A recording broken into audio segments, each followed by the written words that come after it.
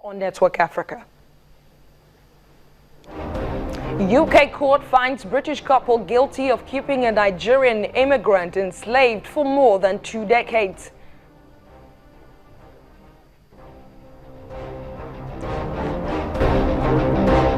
More than 30 people killed in a suicide attack at a market in the northern Nigerian city of Yola, barely a week after President Muhammadu Buhari's visit. And Somalia's embassy in the United States to be reopened after 25 years in what authorities describe as a sign of progress after years of civil war.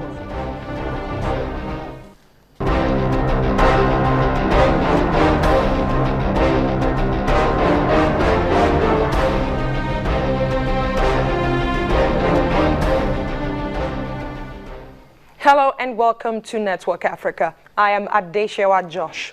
Slavery may have been abolished in principle in the 19th century, but the ugly practice continues till date, taking different forms through different means. And those that practice modern-day slavery appears to have mastered the art of evading the law.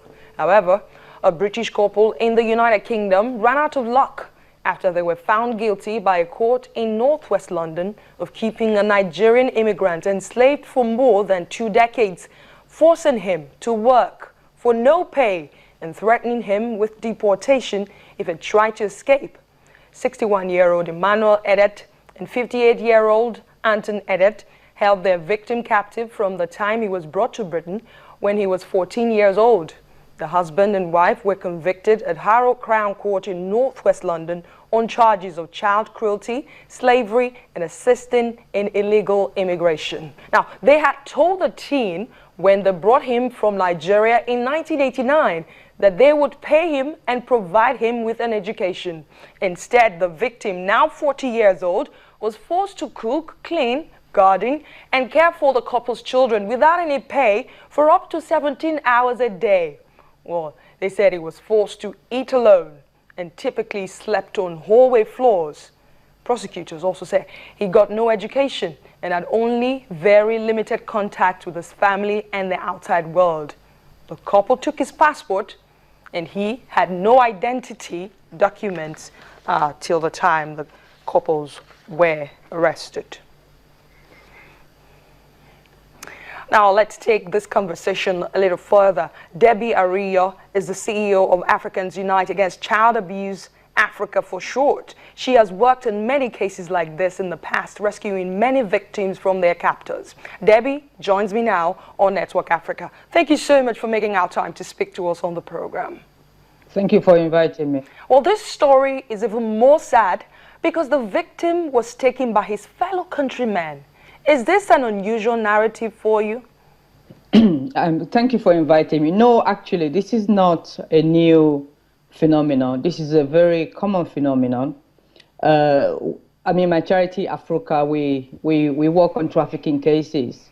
And this particular case is very, very symptomatic of the cases we come across at Afruca, where young Nigerian children are brought into the country by their own either their own families, relatives, even sold into slavery by their own parents. When I say sold into slavery, sometimes the parents are not even aware. Their whole point is that, look, I want my child to have a better life. So let me give this child to this person to take with them to Europe, especially here in London, to look after them, send them to school so they can have a better future, a better life. But a lot of the time, for most of the young people we work with, they don't get a better life. They spend years being enslaved in the home, looking after children, being sexually, physically abused, not going to school. Sometimes some of these young people, they go to school in the sense that they will take children to school in the morning, they will pick them up in the afternoon after school, but they themselves do not get to see the inside of the school. So basically, some of our young people have been enslaved for 5 years, 8 years, and when you talk to them, you will find that they can't speak English, they can't write, they can't read, because they never went to school. So it's not a common phenomenon. The only difference with this case is the long term involved. Exactly. 24 years is a long time for somebody to be enslaved in this country with no single authority being aware of their existence. That's what's very strange about this case. Exactly. So how is it possible that this man was held for 24 years and no one noticed? No neighbor, no authority, no parents asked after him. 24 years. He's 40 now. He is 40 now. It's very strange, but it is not impossible. I mean, if you look at it, so these people are professionals. The husband is a doctor, the wife is a senior nurse, and so they're obviously a very affluent middle-class Nigerian family here in the UK.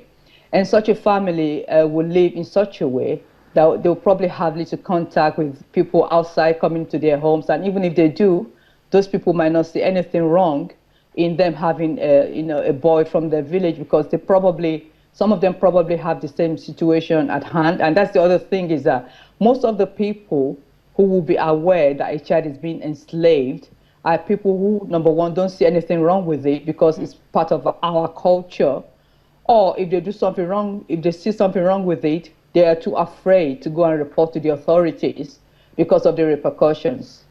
So they don't want to be the ones responsible for putting their friends, their family members in prison, because that's what will happen. So they don't want to be blamed for that, so they will keep quiet, and not knowing that by keeping quiet, they're actually being a part and parcel of someone else's abuse. Right. So, I mean, if you were to suggest measures or policies to reduce the rate at which Nigerian children are trafficked in the United Kingdom, because research shows that Nigerians are the most trafficked in that country, what would it be? Well, we have the dishonorable position of being the country with the highest number of children being trafficked into this country, into the UK. And yes, of course, Nigeria actually has a law against using children as domestic servants. But that law is not enforced in any way or form. I have never heard of any Nigerian being prosecuted and convicted for using a child as a domestic slave. So the first thing we need to do is to start to, prosecute people. Firstly, the government needs to do something about the high number of children being used as domestic servants or house helps in Nigeria. I think it's absolutely appalling. I've seen many stories on social media of children being physically harmed, hot water poured on them, being sexually abused by people who they're serving. The government needs to take it very seriously and to say, look, we have to put an end to this. These children should be in school. They shouldn't be abused. If you want to look after someone else's child, do so. Look after them like your own children. Do not abuse them. Because it's that practice that's been transported to the UK here, where people don't see anything wrong with it, because it's what happens in Nigeria. So we need to tackle the problem right from source in Nigeria. Make sure we deal with the high number of children being used as house helps. I think is very immoral. That's my own personal viewpoint. But also it's very wrong to have children being used that way. And nobody's batting an eyelid, and nobody's saying we have to stop this. So we have to stop that trend in Nigeria, first of all. And then people will understand that it is wrong to bring children here and abuse them the same way they would do in Nigeria, because they think there's nothing wrong with it. There's something wrong with it. It's very wrong to do that. So the work has to start in Nigeria itself. I mean, there are charities like myself here in the UK. We're working against it. People have been prosecuted in the UK. We had a pastor who was prosecuted about 4 years ago for bringing children and abusing and really exploiting them. There have been other cases of people being convicted for trafficking children and using them as prostitutes, as sex slaves. These are very common phenomena, but the sad part is that it's Nigeria that tops the list. If you look at any country in Europe, Italy, Spain, the UK here as well, it's Nigerian girls and Nigerian women and Nigerian children that are being trafficked and abused and exploited. And it doesn't seem like the government is very keen to do anything to address it. Right, so let's just assume a trafficked child is watching Network Africa right now.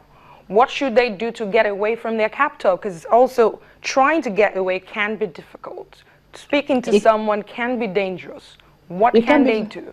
It can be very dangerous, but I know that NATIP are trying their very best, considering the circumstances. But I think they're trying their very best. So I think a young person should try and get hold of a children's charity. For example, there's a charity called Sea Hope. They're based in Lagos. There's NAPTIP itself has offices all over Nigeria. There's an office in Ikeja in Lagos. If they can try and find out about these charities and call the people there, those people might be able to and willing to help them to, to escape their traffickers. And that's for those in Nigeria. How about for those in the United Kingdom where you are? Oh, for those in the United Kingdom, I mean, they should call Afruca. If they call Afruca, we've helped to rescue many children. We're very willing to help any child who calls us. No child will be turned away from help and support. Debbie Ariyo, thank you so much for speaking to us on Network Africa. She's the CEO of Africans Unite Against Child Abuse. She joins us from London. Thank you. Thank you. Thanks very much.